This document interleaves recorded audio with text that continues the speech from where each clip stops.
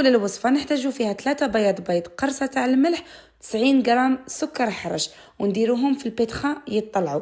نجيبوا الحليب تاعنا اللي هو نص ريتل يكون بارد، مغرف كبيره تاع لافاني، نطلعوهم حتى لوين يتكاثف ويولي لنا رغوه. في نفس الوقت تكون لا ميرانغ تاعنا تطلع. نجيو لا فارين تكون 300 غرام، نضيفوها على 3 دفعات ونخلطوا بالطريقه الدائريه. ومن بعد نجيبوا 50 غرام تاع زبده اللي تكون ذايبه وبارده، بالك تضيفوها سخونه، لازم تكون بارده، ونخلطوها. نجيبوا لا ميرانغ تاعنا نقسموها على 3 مرات ونضيفوها ونخلطوا حتى نكملوا. السر اللي يخلي لي كخاب تاعنا يطول، اول حاجه الخليط لازم يرتاح على الاقل ساعه ولا يبات ليله كامله. وتاني حاجه المقله تاعكم لازم ما تكونش تلصق، انا تاعي ما تلصقش، اذا تلصق تقدروا ديروا لها شويه تاع الزيت ولا شويه تاع الزبده.